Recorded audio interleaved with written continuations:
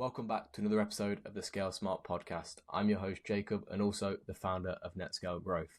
Today, I have the pleasure of being joined by the CEO of Montrose Software, Colin Strasser. Colin, thank you for joining. It's a pleasure, Jacob. Thanks for having me. So, Colin, kick me off. Tell me a little bit more about yourself, your experience, and what do you guys do at Montrose? Well, as you said, I'm the CEO, so I do a little bit of everything as far as overseeing the operations as well as the client relationships. I started the company in 2012, and we've grown a lot since then. We were about 7 people back then. We're about 100 now.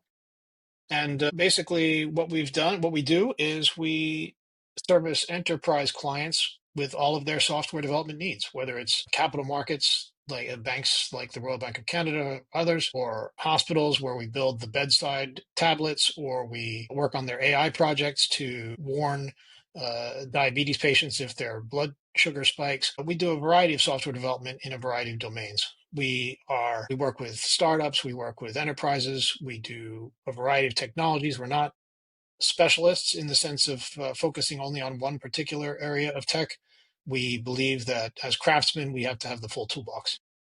And since 2012, you guys have experienced some quite significant growth, right? So what has been some of the biggest challenges that you've faced when scaling the company over a decade?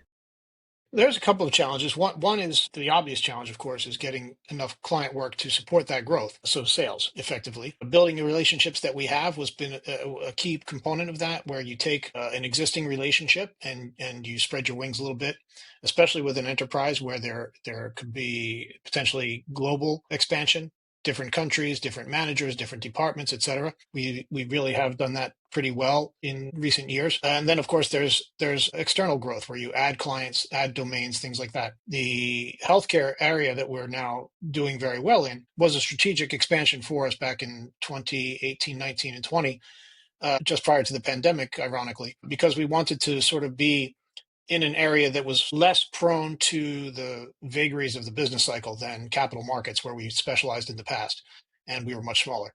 The other area that is less obvious to people about how growth can be really tricky is that we had to sort of change the way we handled recruiting and retention of talent, because we had to be much more efficient about how we could find the talent that we needed to support this growing body of clients and projects.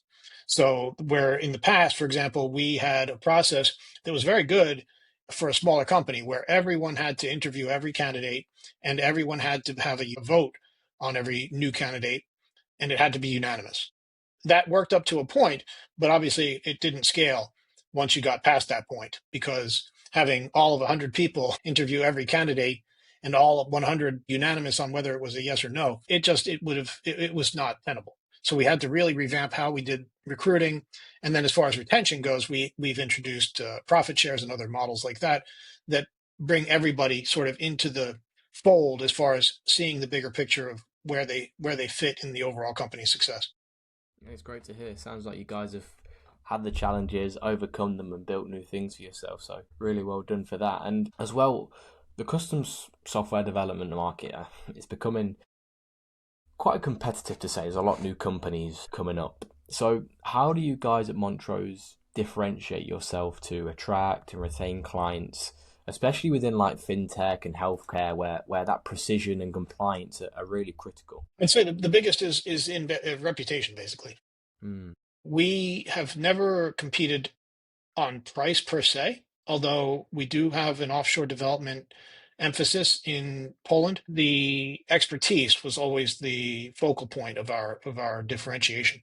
So we really know capital markets deeply, we know healthcare deeply, and these are domains, like you said, where precision and being an attention to quality really matter. Because I'll just, a little anecdote. I have a car that I just bought in February. It's a beautiful car. It drives beautifully, but it's the software of that car. It is not ready for production. And I said I had it into the dealer for the last 4 days. I finally went and picked it up, and they had basically had to restore it to its factory settings. I had to redo all of my things. I said, if this happened to one of my clients at a bank or at a hospital, somebody could be dead or bankrupt and I'd be fired. So, the world of software requires a certain level of quality and expertise in the domains that we focus, and I think that's the differentiator that we have. And I think you just mentioned a good thing there, and I think it almost goes down to like that undisclosed pressure on yourself that like if I do something wrong or I don't get something right, then there's going to be some big repercussions from that. And I That's right. think, do you think that kind of helps you in order to make the best possible product you potentially can, and almost have that like we can't really fail because if we do, then shit's going to hit the fan. That's exactly right. And it does. It motivates everything we do. It motivates me personally to drive our people and our customers to build the best systems they can. It drives our employees to write the kind of unit tests and testing systems that help to make sure that we're delivering a quality product. It's also even guided us a little bit in our strategy. A few years, more than a few years now ago, we had a decision to start a QA department. That is, people who will test software, not just write software. And that has really grown into a major part of our business. In addition to writing systems, we now test systems, of course, the systems that we write, as well as even others. And it's a little bit of a rivalry inside the company, even between the testing department, to see if they can come up with bugs that the development team might have overlooked. So it's a little bit of a friendly competition, and it feeds back on itself to really make sure that we are delivering that kind of quality that we need to. And on the topic of like the development side of things, I know you guys have been integrating AI into your solution. So how do you see AI transforming the software development landscape, and what steps are you taking in your company to make sure you stay at the forefront of this evolution?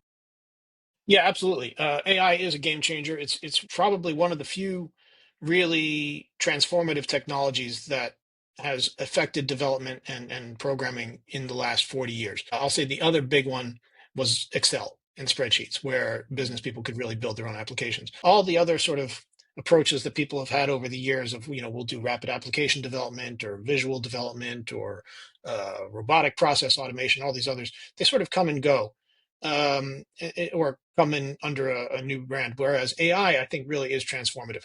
We use it in a variety of ways. I already mentioned we're doing some AI projects for some of our clients.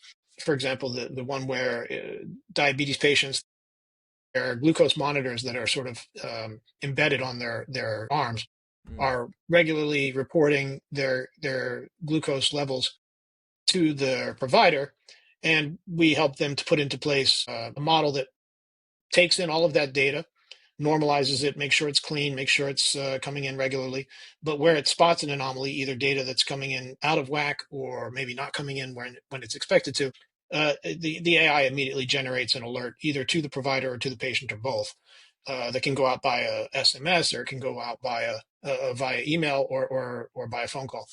So that's a way that the project work that we're doing might be using it. We've done a number of other projects, PDF analysis, where somebody will have medical data, medical trial data, and in a bunch of PDFs on all kinds of medical trials, the effectiveness of pharmaceuticals or a particular treatment approach. And they want to extract the results data out of that and put it into an actionable form.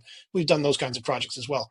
On the implementation side, like how are people actually using AI themselves, that is completely transformed the way the teams develop. Where 5 years ago they might have used Stack Overflow or Google to answer a programming problem they might be affected by. Today, it's built right into their interactive development environment. They can just say to Gemini or Copilot or ChatGPT or whatever their preferred system is, I'm having this problem, and I want to refactor the code this way, and bang, like a perfect pair programmer, it'll help them get sort of those things done. Back to the testing side of things, it's also helped do some of the more drudge type development, where somebody might have said, "Look, I just need to get this feature out the door because there's a time constraint, there's a security concern, there's all kinds of reasons why a programmer might say, listen, I just have to get something done. I don't have time today to do all the ancillary work around that, like generate automated unit tests." But now you can tell Cursor or whatever AI you're using, hey, I need a suite of unit tests to verify that this is meeting all the requirements, that it doesn't have any security holes, things like that. So we're using it in a variety of ways. And looking ahead, Colin, where do you see the future of the industry heading? Well, for software custom development, I see it heading toward more and more of the AI assisted development. I don't see AI replacing what we do, mainly because it is a helpful tool and it remains and it grows to be ever more helpful, but it hasn't been able to replace the creativity really that developers are bringing to a particular solution. And the second reason is AI might sound like it knows what it's talking about on many things domain wise, like when it comes to healthcare or even capital markets. But AI really, it sort of gives the illusion, right, of knowing things. When you get those hallucinations, when you get those answers, when it thinks 2 + 2 is 5, you realize it gives what looks like a good answer sometimes, but you really need the human being there to give the final word. So I see it becoming more and more important as we do more development and taking more and more of the drudgery away from what we do and allowing us to continue to focus on the high level understanding of requirements and security and doing what our customers actually need. And what are some of the goals you've got, Colin, for the company over the next 12 months or so in terms of scaling, in terms of expanding? We are looking to expand. We're about 100 now. Our goal for this year, if we can stay on target, is to go up by about 20%. That may be a little bit tricky to do. I think it was a reasonable target in January, but then with the current economic and political environment, it may need to be adjusted. Right, the dollar is getting a little bit weaker. The clients are getting a little bit skittish regarding whether there might be a recession down the road or interest rates might rise or fall. Just a lot of uncertainty. So right now, the immediate goal for this year is to continue to hopefully rise 20%. And then we'll see how it looks for 2026. Amazing. Well, Colin, thank you so much for joining me today. It's been great having you on. It's been a pleasure. Thank you very much. Thank you, Colin.